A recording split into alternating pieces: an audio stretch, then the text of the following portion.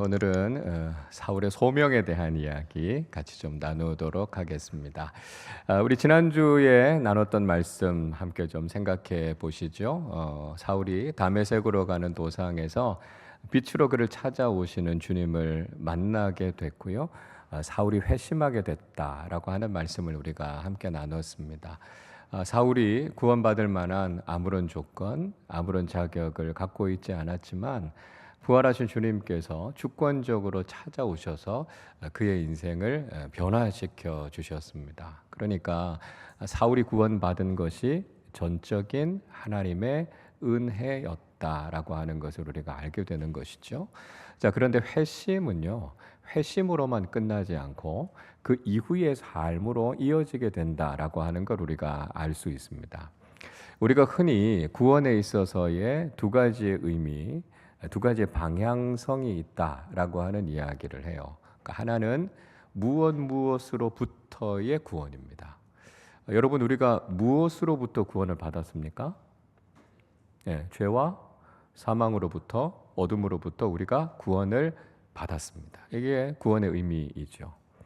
자, 다른 하나는요, 우리가 무엇을 위한 구원이라는 거예요.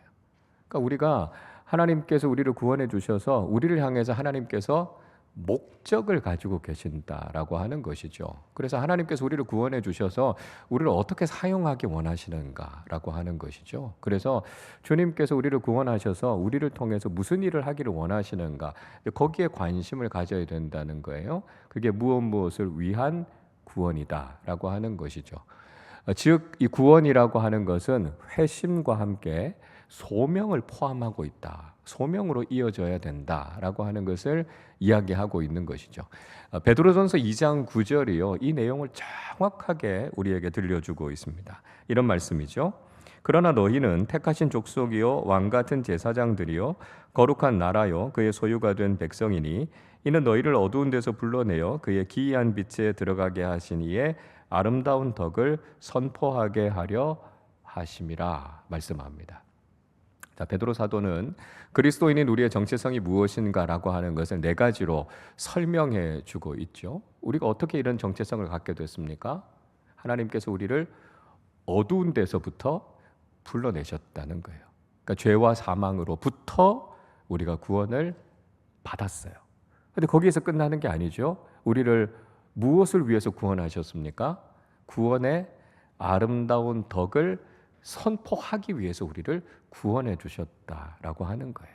그러니까 구원이라고 하는 것은 바로 이 회심이라는 의미와 함께 우리에게 주신 소명이라고 하는 것이 함께 들어있다라고 하는 것이죠. 그래서 이 구원의 두 가지 의미, 이 방향성에 대해서 우리가 바르게 아는 것이 필요하다라고 하는 것입니다. 자, 오늘 말씀을 통해서 하나님께서 사울을 구원해 주셨고 또 그에게 어떤 소명을 주셨는가라고 하는 것을 말씀하고 있습니다. 그래서 사울을 구원하셔서 앞으로 하나님께서 어떤 일을 하시기 원하시는가라고 하는 것을 사울에게 알려주시기를 원하셨어요. 그래서 10절의 말씀에 보니까 주님께서 먼저 아나니아에게 찾아가서 사울을 찾으라 이렇게 말씀하죠. 그리고 사울에게 무슨 일을 할 것인지를 아나니아를 통해서 알려줄 것을 말씀하십니다. 자, 11절 말씀을 보세요. 주께서 이르시되 일어나 직가라 하는 거리로 가서 유다의 집에서 다소 사람 사울이라 하는 사람을 찾으라 그가 기도하는 중이니라 말씀합니다. 주님께서 아나니아를 찾아오셨어요. 그리고 다메섹 직가라고 하는 거리에 가서 사울이라는 사람을 찾으라고요. 그가 지금 기도하고 있다 이렇게 말씀하죠.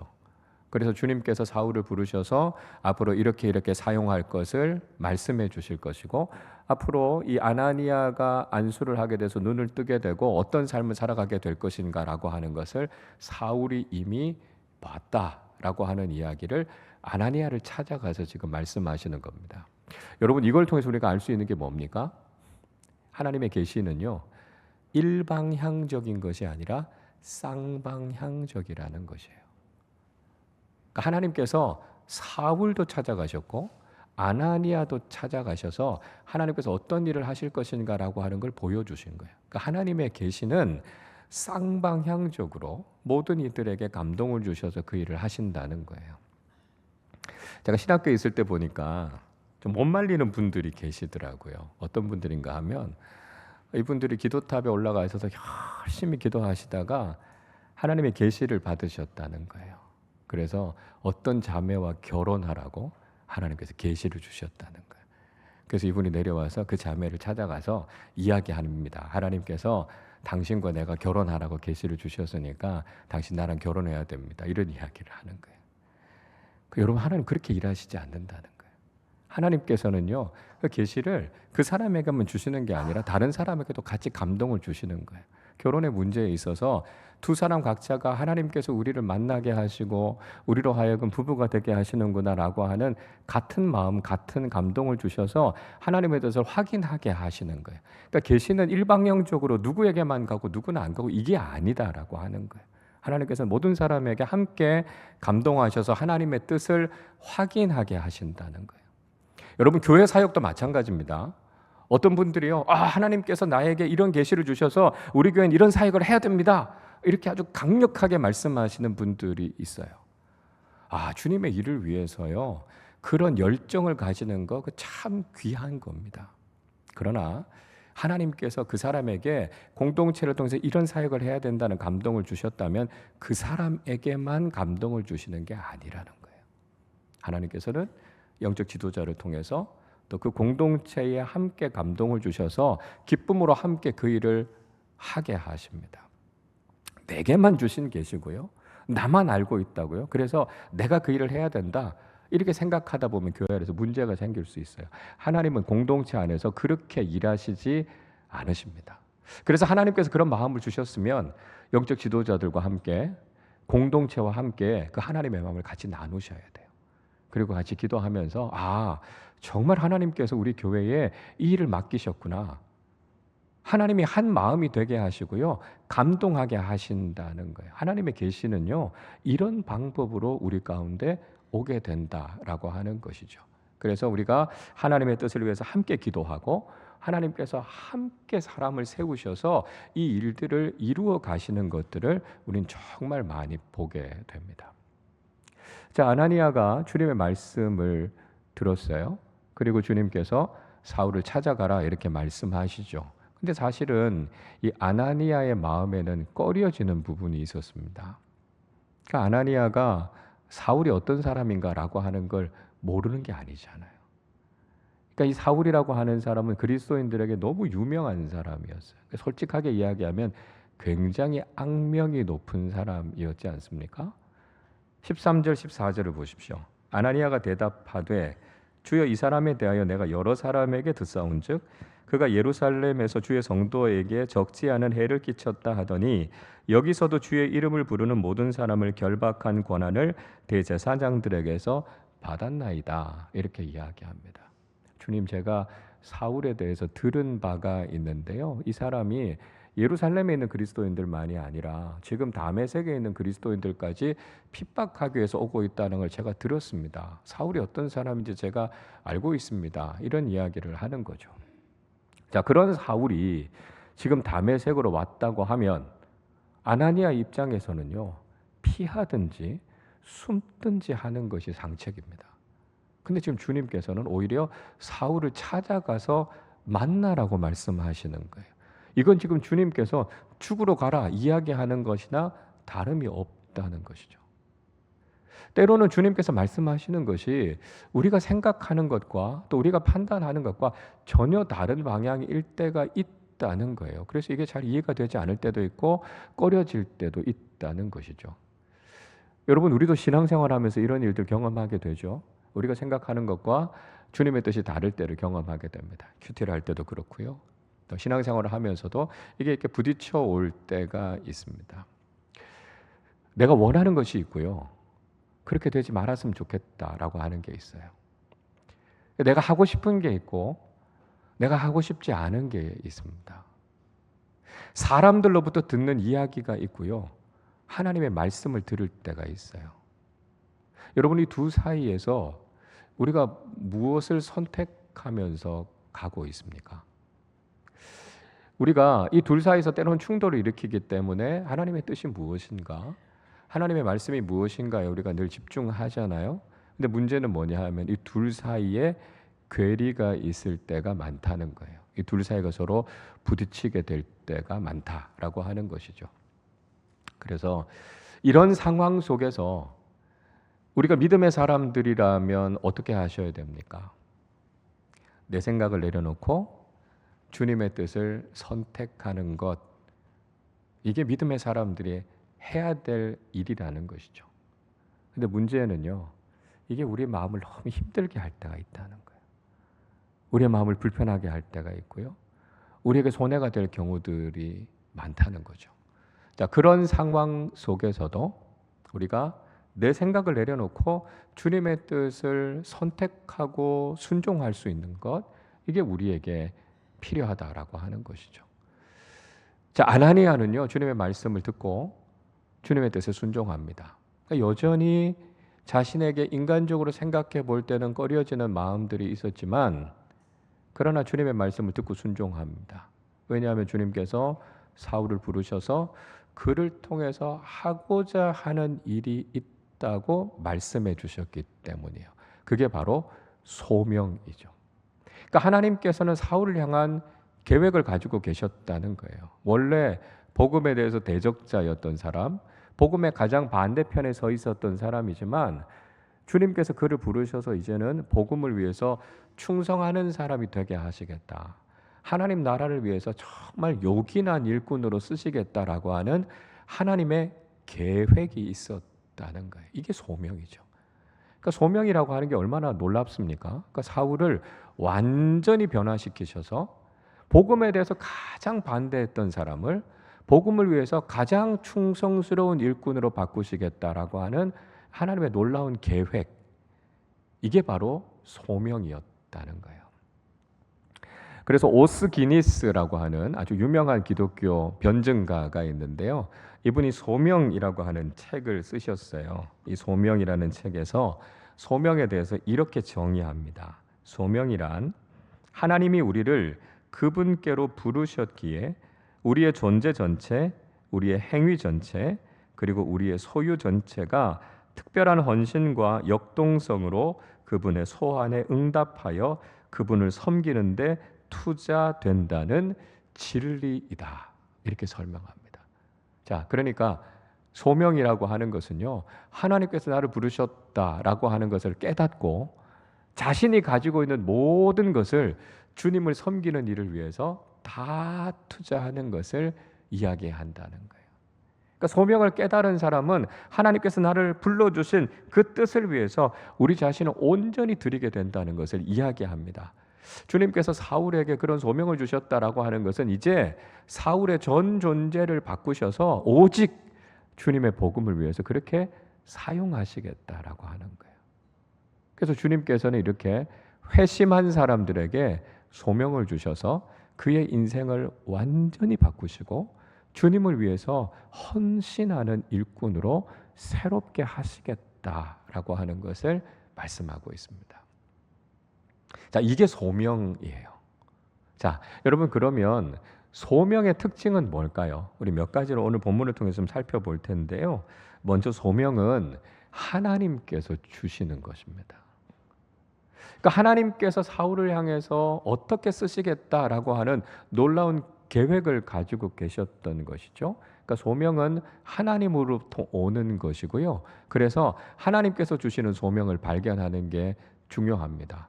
그래서 소명의 사람들은요, 꼭 하나님을 만나는 체험이 있어야 한다는 거예요. 그러니까 모든 소명자들은 다 하나님을 만나고 하나님으로부터 받는 소명을 갖게 된다는 것이죠. 모세를 생각해 보세요. 모세는요, 광야 떨기나무 불꽃 가운데에서 임재하시는 하나님을 만났고 그분을 통해서 부르심을 경험하게 됐습니다. 그래서 모세가 이스라엘의 인도자가 되지 않았습니까? 모세가 스스로의 의지나 결단을 따라서 소명의 길을 걸어갔던 게 아니에요.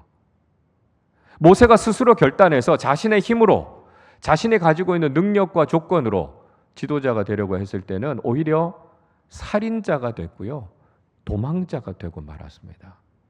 그러나 그가 떨기나무 불꽃 가운데서 하나님을 만나고 하나님의 부르심을 확인했을 때 비로소 그는 이스라엘의 지도자로 인도자로 쓰임 받게 됐던 것을 볼 수 있습니다. 이사야 선지자 마찬가지 아니었습니까? 이사야서 6장에서 이사야 선지자는요, 성전에 임하시는 하나님의 영광을 경험했어요.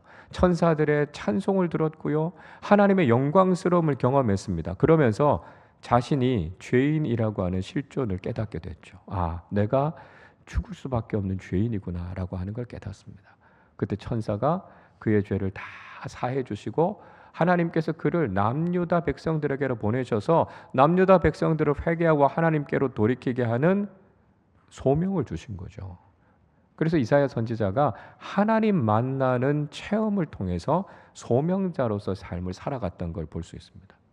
그러니까 소명은 하나님으로부터 오는 것이고요, 소명자가 되기 위해서는 반드시 하나님을 만나는 체험이 있어야 된다는 거예요.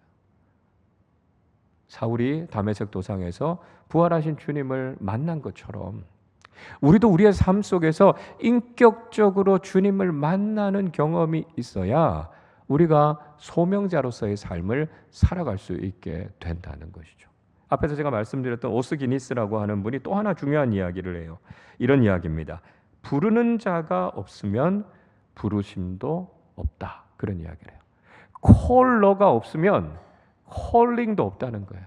하나님이 우리를 불러주시지 않으면 우리는 소명의 인생을 살아갈 수 없다는 거예요. 그러니까 소명자가 되기 위해서는 하나님 만나는 체험이 우리에게 있어야 된다는 거예요. 그 하나님으로부터 우리에게 주어지는 것, 그게 소명이라는 거죠. 그래서 우리가 늘 하나님 만나기를 기대해야 되고요, 그 하나님을 만날 때 하나님께서는 우리 인생을 향한 계획을 갖고 계신다는 거예요. 그래서 소명은 하나님으로부터 오게 되고요, 우리가 하나님을 만날 때 우리에게 주신 소명을 발견하게 된다는 것입니다. 둘째로요, 하나님께서는 소명에 적합한 사람을 부르신다는 것입니다. 자, 15절 말씀 같이 읽어보겠습니다. 주께서 이르시되 가라, 이 사람은 내 이름을 이방인과 임금들과 이스라엘 자손들에게 전하기 위하여 택한 나의 그릇이라. 주님께서 아나니아에게 사울에게로 가라 이렇게 말씀하시면서 사울을 어떻게 사용하실 것인가라고 하는 말씀을 하죠. 앞으로 사울이 이방인들과 임금들과 흩어져 있는 이스라엘 민족들에게 복음을 전하게 하기 위해서 주님께서 그를 택하셨다는 거예요. 그래서 해외 선교를 위한 일꾼으로 사울을 부르셨다라고 하는 것을 말씀해 주십니다. 자, 여기서 우리가 질문이 생기게 돼요. 왜 이전까지는 하나님께서 베드로를 통해서 복음을 전하게 하셨는데 왜 이방인 선교를 위해서는 사울을 선택하셨을까라고 하는 거예요. 그 이유는요, 해외 선교, 이방 민족들에게 복음을 전하는 데 있어서는 베드로보다 사울이 더 적격이었기 때문입니다. 사실 베드로는 이스라엘 땅을 떠나본 적이 없는 사람이에요. 그리고 그는 당시의 공용어였던 헬라어를 구사할 수 없었습니다. 그러니까 우리 식으로 비유해 보자면 이런 거예요. 베드로는 우리나라를 한 번도 떠나본 적이 없는 토종 한국인이었고요, 영어를 할 줄 모르는 사람이었다는 거예요. 그러니까 외국에 나가서 복음을 전하는 게 어려웠겠죠. 그러나 사울은 달랐다는 거예요. 사울은 길리기아 다소 출신의 디아스포라 유대인, 그러니까 이민자 출신이었습니다. 그리고 사울은 당시의 공용어였던 헬라어에 아주 능통한 사람이었어요. 게다가 그는 로마의 시민권을 갖고 있지 않았습니까? 그러니까 로마 제국이 다스리는 땅이면 어디든지 자유롭게 들어가서 복음을 전할 수 있었습니다. 그러니까 예루살렘을 중심으로 한 국내 전도에 있어서는 베드로보다 더 잘할 수 있는 사람이 없었겠지만 국경을 넘어서 외국에 나가서 복음을 전하는 데 있어서는 사울보다 더 적합한 사람이 없었다는 거예요. 여러분, 구원은 은혜로 받는 것이지만 소명은요, 은사를 따라 행하는 거예요. 그러니까 하나님께서 우리에게 구원의 은혜를 주시는 건 거저 받는 거예요. 근데 우리가 주님의 일을 하는 건요, 그냥 하는 게 아니라는 거예요. 주님께서 내게 주신 게 뭔가, 주님께서 내게 주신 은사가 뭔가 이걸 찾아야 됩니다. 그래서 하나님의 일을 할 때는요, 하나님께서 적합한 사람들을 세우신다라고 하는 것이죠. 그래서 주님께서 내게 주신 은사를 따라서 내게 주신 소명이 무엇인가라고 하는 것을 우리가 기도하면서 발견해 나가야 하고요. 그 은사를 따라서 우리가 주님 앞에 소명자로 쓰임 받게 된다는 것이죠. 그래서 내게 주신 것이 무엇인가 우리가 깊이 묵상하고 내게 주신 것을 주님께 드려서 쓰임 받는 소명자들이 되실 수 있기를 바랍니다. 셋째로요. 소명을 다하기 위해서는 고난이 동반된다는 것입니다. 자, 16절 같이 읽겠습니다. 그가 내 이름을 위하여 얼마나 고난을 받아야 할 것을 내가 그에게 보이리라 하시니. 자, 부활하신 주님께서 사울을 회심하게 하셨어요. 그리고 앞으로 복음을 전하는 삶을 살게 하실 텐데 그 복음을 전하는 삶을 통해서 앞으로 얼마나 많은 고난을 받아야 할 것인지를 사울에게 보여주실 것이다. 이렇게 말씀하셨습니다. 그러니까 실제로 사울이 복음을 전하면서 얼마나 많은 고난을 경험하게 됐는가라고 하는 것 고린도후서 11장에서 그가 회고하고 있지 않습니까?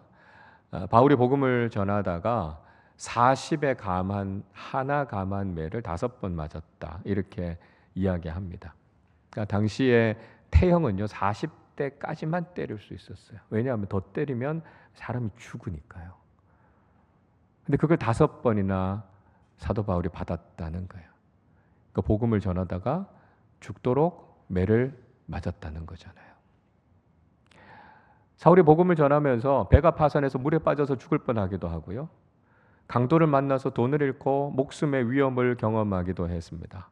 복음을 전하면서 광야의 길을 걸어가기도 하고 배고픔을 경험하기도 하고 추위를 경험하기도 하고 밤에 잠을 못 자기도 하고요. 정말 복음 때문에 바울이 죽을 고생을 했다는 거예요. 그 고난이 있었지만 바울은 포기하지 않고 그 소명의 길을 걸었다는 것이죠. 여러분, 소명의 길을 걸어가는 건요 절대로 편안하지 않습니다. 고생스러운 일이고요, 힘든 일이고요, 정말 포기하고 싶을 만큼 힘든 일들을 우리가 경험하게 된다는 거예요. 힘들다고 도망가면 안 됩니다. 어렵다고 포기하면 안 된다는 거예요. 복음을 따라 살아가는 삶, 복음을 전하는 삶이 힘들고 어렵지만 그럼에도 불구하고 그 길을 걸어가야만 소명자가 될 수 있다라고 하는 걸 말씀하고 있는 것이죠. 바울이요, 자신도 그렇게 고난을 당했지만 자신의 영적인 아들인 디모데에게도 고난을 감수하면서 복음 전하는 삶을 살 것을 권면하지 않았습니까? 디모데후서 1장 8절에서 사도 바울이 이렇게 이야기하죠. 그러므로 너는 내가 우리 주를 증언함과 또는 주를 위하여 갇힌 자는 나를 부끄러워하지 말고 오직 하나님의 능력을 따라 복음과 함께 고난을 받으라. 이렇게 이야기합니다. 바울은 지금 복음 때문에 감옥에 갇히는 고난을 경험하고 있다고 이야기해요. 이거 너무 힘든 일이니까 넌 하지 말아라. 이렇게 이야기하지 않아요. 내가 복음 때문에 감옥에 갇힌 것처럼 너도 각오하고 복음 전하면서 고난도 같이 받아라. 이야기하고 있습니다. 여러분, 소명의 길은 쉽게 걸어갈 수 있는 길이 아닙니다. 눈물 없이는, 땀이 없이는, 정말 수고하고 피 흘리지 않고는 이 소명의 길을 걸어갈 수 없다는 거예요. 고난이 있음을 알고도 우리가 기꺼이 순종함으로 이 길을 걸어갈 수 있을 때 우리가 소명자의 삶을 살 수 있다라고 하는 것을 우리는 기억하실 수 있기를 바랍니다. 자, 아나니아가 이런 주님의 말씀을 들었어요. 주님의 뜻을 깨닫게 됐어요. 그래서 아나니아도 주님의 말씀에 순종해서 사울을 만나러 갑니다. 17절 말씀 같이 읽어보겠습니다. 아나니아가 떠나 그 집에 들어가서 그에게 안수하여 이르되 형제 사울아, 주고 내가 오는 길에서 나타나셨던 예수께서 나를 보내어 너로 다시 보게 하시고 성령으로 충만하게 하신다 하니. 아나니아가 사울을 만나서 그에게 안수했습니다. 그리고 얘기해줘요. 다메섹에서 너를 빛으로 찾아오신 그분이 바로 부활하신 예수님이시다라고 하는 이야기를 해줍니다. 그리고 앞으로 주님께서 너를 사명자로 부르신다. 내가 그걸 알려주기 위해서 여기 왔다. 이렇게 이야기합니다. 그 주님께서 나를 여기에 보내셨고 아나니아는 그 말씀에 순종해서 왔다는 거예요. 그러니까 아나니아도요. 주님께서 주신 소명에 순종해서 지금 사울을 만나러 온 겁니다. 그리고 그에게 안수해주고 앞으로 사울에게 어떤 일이 일어날 것을 이야기합니까? 그가 다시 보게 될 것이라고요. 그리고 성령으로 충만하게 될 것이다. 이렇게 이야기합니다. 사울은요, 지금까지 자신이 바르게 보고 있다고 생각했습니다. 내가 보고 있는 것이 옳다고 생각했어요. 그래서 내가 보는 대로 생각했고요. 내 눈에 보이는 대로 판단했습니다. 그래서 자신이 옳다는 생각을 가지고 그리스도인들을 죽이는 일을 하지 않았습니까? 그런데 다메섹 도상에서 그가 눈이 멀면서 자신이 제대로 보고 있지 못하다는 것을 깨닫게 됐어요. 내가 지금까지 잘못 보고 있었다라고 하는 것을 자신의 시력을 잃으면서 깨닫게 됐다는 거예요. 아, 내가 제대로 보고 있었던 게 아니구나. 내 눈이 잘못됐고 내가 잘못된 것을 보고 있었구나. 주님께서는 그의 눈을 멀게 하시면서 그걸 깨닫게 해주신 것이었습니다. 예수님께서 바리새인들에게도 똑같은 말씀을 하지 않으셨습니까? 예수님께서 태어나면서부터 시각장애였던 사람의 눈을 고치셨어요. 실로암에 가서 그 눈을 씻으면 밝기 떠서 보게 될 것이다 말씀하셨고요. 주님의 말씀에 순종해서 그가 실로암 목가에 가서 눈을 씻고 눈이 떠지는 기적을 경험하게 됐습니다.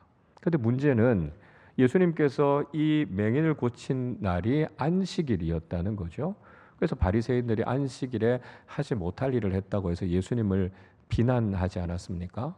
그때 예수님께서 바리새인들의 영적인 현실이 어떤가라고 하는 것을 요한복음 9장 39절에서 이렇게 말씀하셨습니다.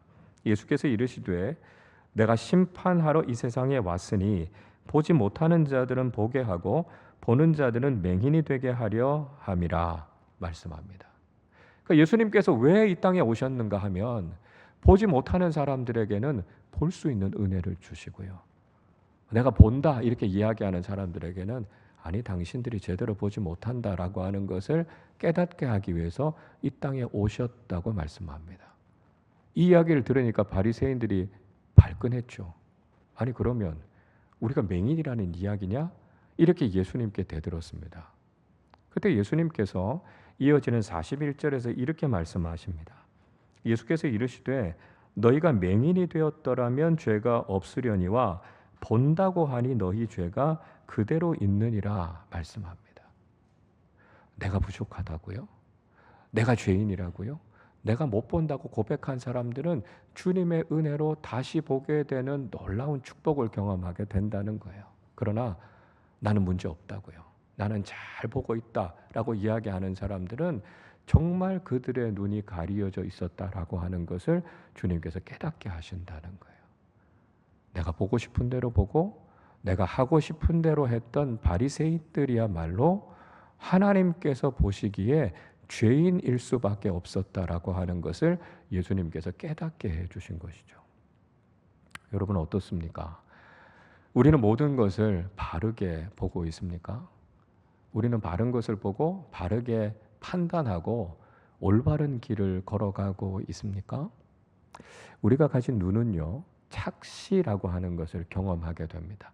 우리가 시력을 잃지 않았어도요, 모든 걸 제대로 보는 게 아닙니다.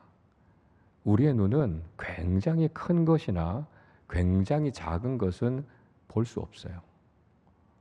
또 우리가 눈으로 보지만 잘못 보는 것, 왜곡되게 보는 것들도 많이 있습니다.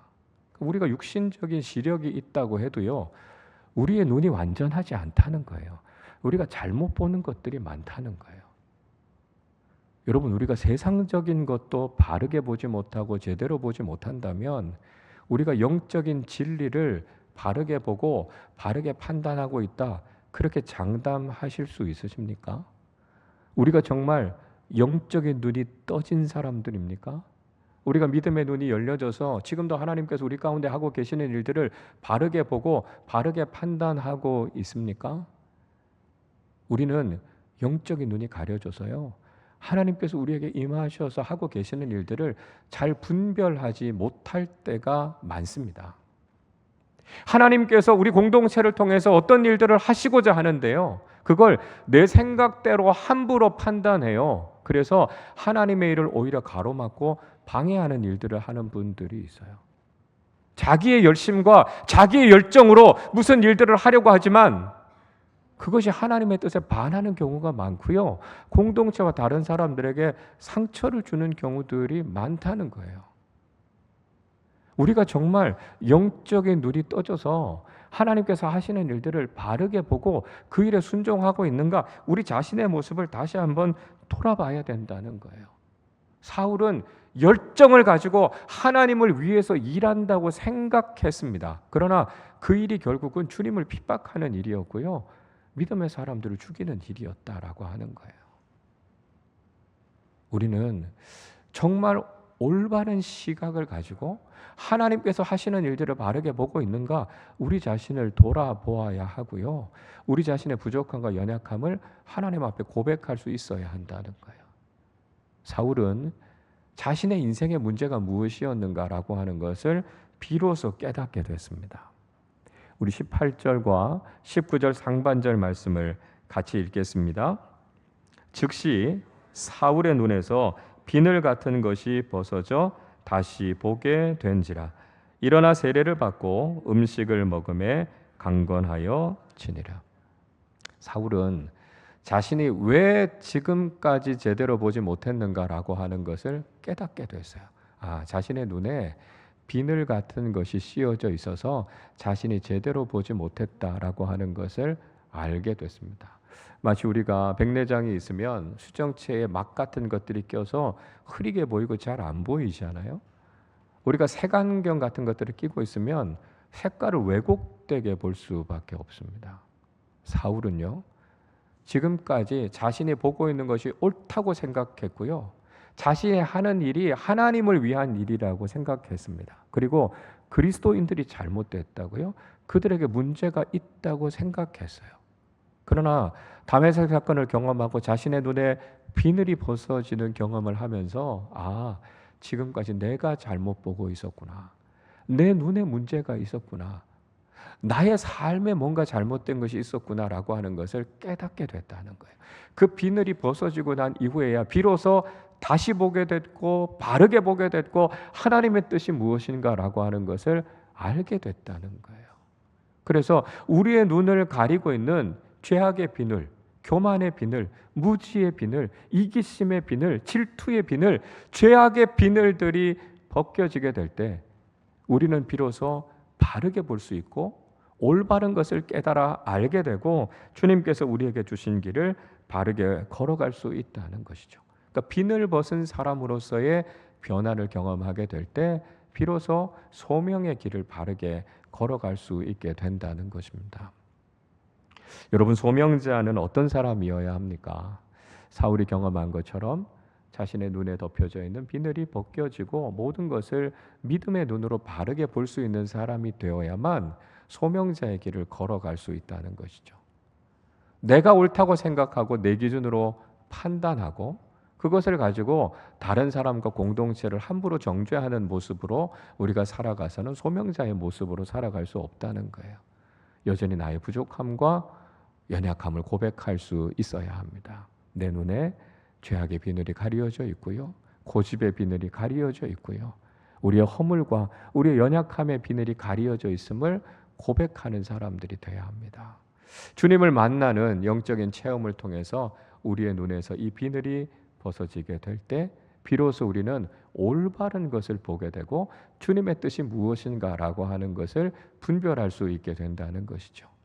말씀과 성령 안에서 비늘이 벗어지는 체험을 하게 된 사람들만이 주님께서 우리에게 주신 올바른 소명을 감당하는 사람들이 된다는 것입니다. 우리가 날마다 주님의 말씀으로 성령의 충만함으로 우리의 눈에 비늘이 벗어지고 변화된 인생이 되어서 주님께서 우리 각자에게 맡겨주신 소명을 따라 순종하면서 믿음의 길을 걸어가는 우리 모두가 되시기를 주님의 이름으로 축원합니다. 우리 이 시간에 주님을 보게 하소서. 주님, 우리의 눈에 죄악의 비늘이 벗어지게 하시고 믿음의 눈을 들어 주님 보게 하시고 은혜의 눈으로 서로를 바라보게 하여 주셔서 우리를 부르신 그 부르심 따라 믿음으로 걸어가게 해 주십시오. 우리 고백하며 함께 찬양하겠습니다.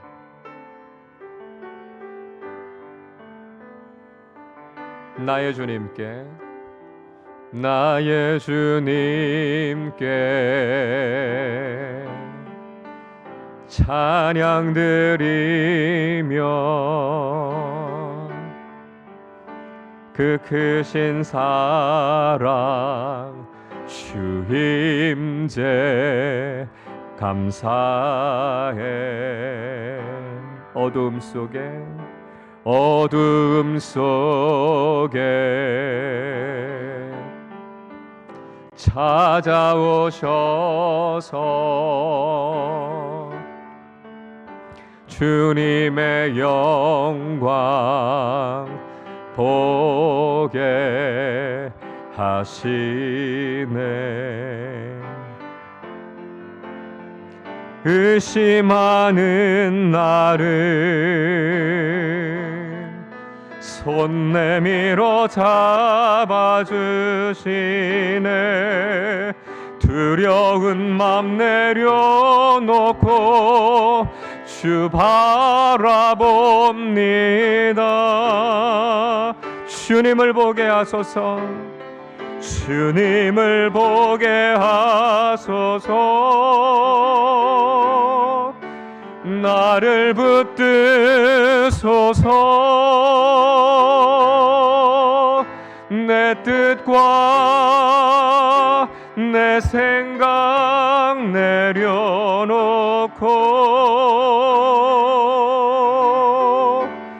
주님 앞에 나 엎드려 주의 음성 기다리니 나를 부르실 때 믿음으로 걸어 주님을 보게 하소서. 주님을 보게 하소서.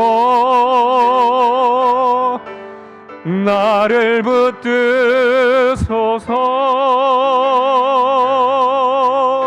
내 뜻과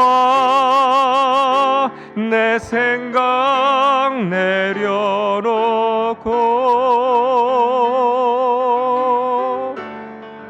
주님 앞에 나 엎드려 주의 음성 기다리니 나를 부르실 때 믿음으로 걸어 나를 부르실 때 나를 부르실 때 믿음으로 걸어가리. 우리 말씀을 생각하며 함께 기도하겠습니다. 다메섹 도상에서 사울을 만나 주신 주님께서 그의 인생에 소명을 주셨습니다. 이방인을 구원하기 위한 복음의 전도자로 그를 부르셨다 말씀하신 것처럼 주님, 우리가 오늘 주님을 다시 깊이 만나게 하시고 나를 향하신 주님의 소명의 음성을 듣게 하시고 나를 향한 주님의 소명에 충성하는 믿음의 사람들이 되게 하여 주시옵소서. 지금까지 나는 문제가 없다고 생각했습니다. 내가 보는 것이 옳고 내가 생각하고 판단하는 것이 바르다고 생각했습니다.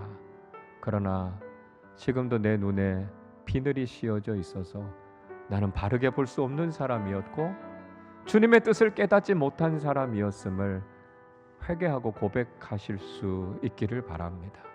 주님, 사울의 눈에서 비늘이 벗어졌던 것처럼 오늘 이 시간 주님께서 우리의 눈을 가리고 있는 비늘을 벗겨주셔서 비늘 벗은 사람으로 주님을 바르게 보게 하시고 우리를 향하신 주님의 음성을 듣게 하시고 일생을 살아가는 동안 내 뜻과 내 생각을 내려놓고 오직 주님의 말씀에 순종하는 소명자로 살아가게 하여 주시옵소서.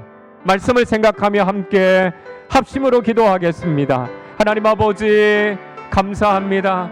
주님 우리를 구원하여 주시고 하나님 우리의 욕심대로 우리의 야망을 따라 살아가는 것이 아니라 주님께서 나를 불러주신 소명을 따라 살아갈 수 있도록 우리를 불러주심에 감사합니다. 하나님 그러나 우리가 소명을 깨닫지 못하고 그저 내가 원하는 대로 내가 하고 싶은 대로 살았던 우리의 욕심과 우리의 야망을 주님 앞에 고백하며 회개합니다. 우리를 구원하신 것은 우리를 통해서 하나님께서 하시고자 하는 소명이 있음을 다시 한번 깨달아 알게 하여 주시옵소서. 하나님 다메섹 도상에서 사울이 부활하신 주님을 만났던 것처럼 우리의 삶의 자리에서 주님을 인격적으로 만나게 하여 주시고 우리를 부르신 주님의 부르심의 음성을 듣게 하여 주셔서 우리 모두가 주님께서 맡겨주신 소명을 따라 살아가는 사람들이 되게 하여 주시기를 원합니다. 하나님 내가 원하는 대로 살아가는 것이 아니라 주님께서 내게 맡겨주신 소명을 따라 하나님 나라의 일꾼으로 살아가게 하여 주시고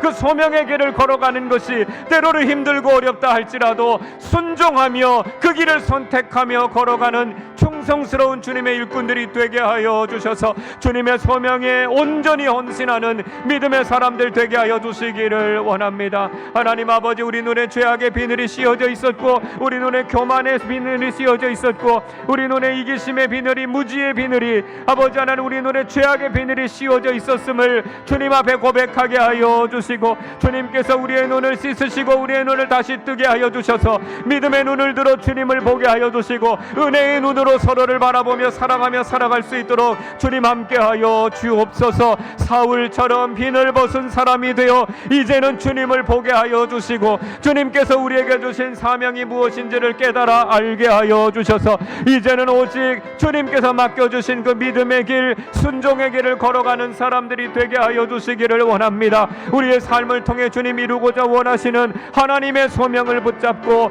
충성을 다하며 걸어가는 사람들이 되게 하여 주시고 날마다 우리를 정결하게 하여 주시고 날마다 우리의 영적인 눈을 들어 주님을 바라보게 하여 주셔서 우리가 좌우로 치우치지 않고 오직 주님 따라 걸어가는 주님의 참된 제자로서 살아가게 하여 주옵소서. 우리를 그렇게 사용하여 주시옵소서. 우리를 죄와 어둠으로부터 구원하여 주시고 하나님의 아름다운 덕을 선포하는 소명을 주시고 주님의 일꾼으로 살아가게 하심을 감사드립니다. 사울을 부르시고 그를 변화시키셔서 그에게 참 귀한 소명을 맡겨주셨던 것처럼 우리 각자를 부르신 하나님의 소명이 있음을 깨달아 알게 하여 주시고 이 땅을 살아가는 동안 하나님 나라의 소명자로 살아가는 우리 모두의 삶이 되게 하여 주옵소서. 소명을 주시는 하나님을 인격적으로 깊이 만나게 하여 주시고 우리 각자에게 주신 부르심과 우리에게 주신 은사가 무엇인지를 깨달아 알게 하여 주셔서 소명에 합당한 사람으로 쓰임받는 사람들 되게 하여 주시옵소서. 소명의 길을 걸어가는 것이 힘들고 어렵다 할지라도 고난이 있다고 할지라도 어려워서 피하지 않게 하여 주시고 이 길이 내가 걸어야 할 길임을 깨닫고 믿음으로 순종하며 그 길을 걸어 하나님께서 칭찬하시는 참된 소명자로 살아가게 하여 주옵소서. 하나님 아버지 우리의 부족함과 연약함이 있음을 고백하게 하시고 죄악의 비늘이 우리의 눈을 가리고 있어서 우리가 주님을 보지 못하고 바르게 판단하지 못하고 죄악된 길을 걸었던 우리 자신을 주님 용서하여 주옵소서. 이제 비늘 벗은 사람들 되게 하여 주셔서 믿음의 눈으로 주님을 바라보게 하시고 사랑의 눈으로 우리 서로를 바라보게 하여 주셔서 이 땅을 살아가는 동안 하나님 나라 소명자로서 충성을 다하는 우리 모든 교우들 다 되게 하여 주옵소서. 감사드리며 우리 주님 예수 그리스도의 이름으로 기도하옵나이다. 아멘.